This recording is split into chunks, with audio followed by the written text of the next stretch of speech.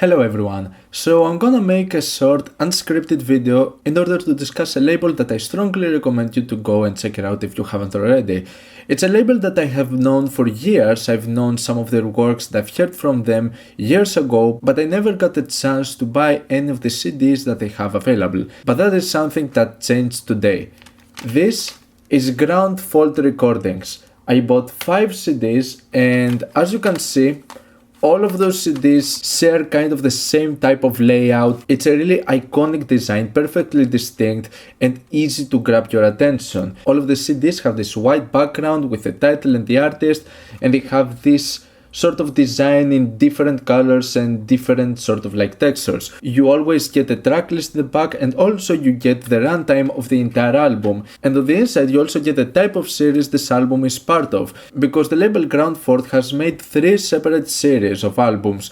The one of them is categorized as quiet, the second one is medium, and the third one is loud. It goes into multiple types of experimental electronic music, going from dark ambient and electroacoustic stuff to others that are more like experimental music, concrete, drone, improvisation, and then you have the loud side that is just extreme harsh noise and power electronics. The label actually has some notable names. For example, there is a Prurient release over here, and also a Cut Up Noise album from Sickness, who is spectacular when it comes to creating some cut up noise stuff in my opinion, and the album that he has in this label is absolutely spectacular. But in my opinion, this is a great opportunity for you to discover some new names that you might haven't heard of, and some of their most notable works are actually part of this label over here. So I'm gonna go briefly into the 5 albums that I've got over here. We have Zipper Sky with Icky Beats. Now this is one of the weirder albums when it comes to this label that I've heard of. It's quite experimental and it might not really be for everyone, because for the most part it is amateurish, just experimentation with loops and different beats. Like, it has an aesthetic of like with merge beat, with the way that the loops might feel so random and out of place, but I'm personally a sucker when it comes to experimentations with loops and beat stuff. And in my opinion, there are some excellent tracks when it comes to this album. It's very long, like it has 23 tracks to it, and some of them are really short, so there's not really much to talk about in these occasions. But some of the lengthier tracks over here actually make for some pretty captivating stuff in my opinion, and I believe that it's one of the most interesting works that you can find out of this label due to its experimentation and how wacky it is at times.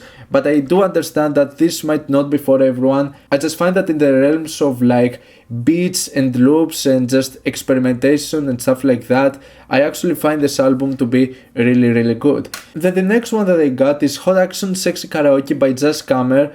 Now, the closest that I would say that this album sounds like and reminds me of is some of the stuff of Violent on Segesa. If you are familiar with the experimental approaches of Violent on Segesa, I believe that you can find some pretty interesting idea in regards to this album. This is more of like a sound collage. It plays a lot with sampling, and it just puts some other elements of noise that makes it like a really interesting experience. It's another one of the more experimental stuff that I've discovered out of this label. It's another one that doesn't really go into your standard noise direction, so it might not be everyone's cup of tea, but I still believe that there are some really interesting ideas when it comes to this album. Like, I liked a lot of tracks out of this one.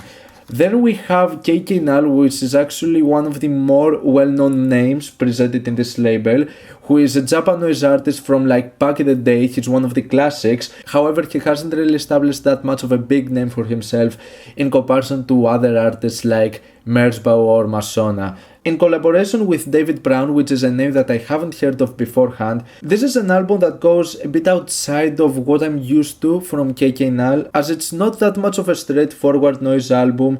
It actually blends it with elements of music concrete and free improvisation, with some bizarre guitar patterns, which I believe it's the works of David Brown, and it makes for a really interesting collaboration. This is more straightforward in its approach. It's not really all over the place, so it makes it a bit easier for me to recommend to people who just want to get into some experimental ambient stuff. Like, this has some really good textures to it and some really nice improvised elements. We also have Daniel Mense, who is also one of the bigger names out of this label. Daniel Mense has actually made a ton of albums, especially recently, but I believe that some of the more recent stuff that I've heard out of Daniel Mense is not really all that interesting. But when it comes to some of his older works, I believe that this is one of the better albums he's put out in period. The 4 untitled segments out of this album feel like a continuous theme. It's mostly a drone and dark ambient album, the direction that you would most likely expect from a Daniel Mense album, and it also has some very good noise textures to it. This album sounds really good, and I think that this is one of the stronger recommendations when it comes to stuff out of this label. I believe that Daniel Mense did some of his best works when it comes to this particular album. And the final CD I bought is Guilty Connector with Cosmic Trigger's Last 2 AM Visit.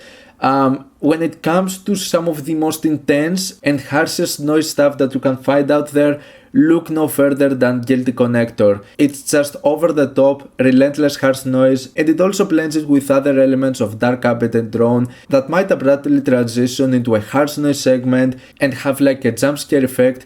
Very reminiscent to other stuff that I've also heard from Guilty Connector, and this one doesn't disappoint. From everything else I've heard out of this Japanese artist, this is another work that delivers on what it does. So I have the opportunity to buy lots of other CDs out of this label, but I have to listen to them first and see which ones I prefer the most and see which ones are worth buying. All of those CDs were extremely cheap.